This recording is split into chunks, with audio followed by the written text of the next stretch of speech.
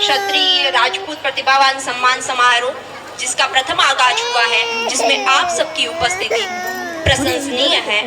मैं मां शारदे के चरणों में सत सत वंदन करती हूँ, गुरुदेव के श्री चरणों में वंदन करती हूँ, सम्मानित समाज के प्रबुद्ध जनों को वंदन करती हूँ, मां शक्ति को वंदन करती हूँ। इसी कड़ी में मैं यहाँ पर उपस्थित हुई हूँ। समाज के समक्ष तीन बातों को आप सबको बेहद ध्यान में रखना होगा। आज तक मैंने राज्य और जिला स्तर पर तो बहुत बोला है, आज मैं अपनों के समक्ष अपनों से बात करने के लिए अपने समाज के मंच पर उपस्थित हूँ।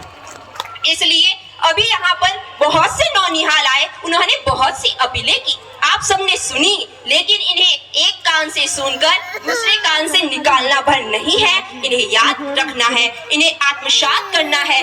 पहली हमारी जानवी एक बहन आई थी, उसने कहा था कि दहेज को हमें बढ़ावा नहीं देना है, दहेज को हमें अपने घर से शुरुआत करना है। हम उसे अपनी प्रतिष्ठा का विषय समझते हैं, यह प्रतिष्ठा का विषय नहीं है, यह एक कमजोर से कमजोर वर्ग, हमारे समाज के प्रत्येक वर्ग को सक्षम बनाना है, इसलिए हमें दहेज को कम करना होगा।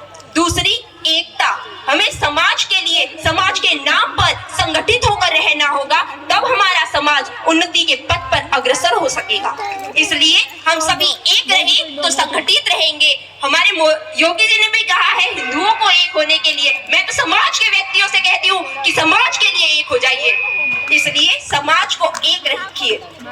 तीसरा मेरा निवेदन आप सबसे यह है कि तीसरा, नशा प्रतिष्ठा का विषय बना हुआ है, नशा को हम बड़ा महत्व देते हैं, हमें उसे कम करना होगा, नशा को प्रतिष्ठा का विषय नहीं समझना होगा। आज का युवा वर्ग उस क्षेत्र की ओर नशे की तरफ बड़ा आकर्षित होता है, इसलिए मेरा उन युवाओं से आग्रह है। आज आपने देखा होगा कि आज इस समाज के मंच पर बहुत सी बेटियां आई, बहुत सी बेटियों ने अपने उद्बोधन से आप सबको आकर्षित किया, लेकिन इसी कड़ी में आपने युवा वर्ग बालकों को पीछे देखा होगा, तो हमें बालक और बालिकाओं दोनों को शिक्षित करना होगा। आज बेटियां तो शिखर छू रही है, वर्तमान में नारी ने हर विधि को अपनाया है, धरती पर कीर्ति बिखेरी, गगन में भी ध्वज फहराया है, पहन के चोला नर नारी का भिन्न भिन्न कहलाए। यदि आत्मा का ज्ञान स्वयं में अंतर्चक्षु खुल जाए, यदि आत्मा का ज्ञान स्वयं में अंतर्चक्षु खुल जाए। अपनी बात को विराम देती हूँ और इन तीन प्रण को हमें आत्मसात करना होगा, यह भूलना नहीं है। मेरी इस बात को अवश्य याद रखें कि हमारे इस समाज के सम्मेलन को वास्तविक रूप से हम तब सही मार्ग में अपना पाएंगे जब हम इन तीन प्रण को अपने जीवन में आत्मसात करेंगे।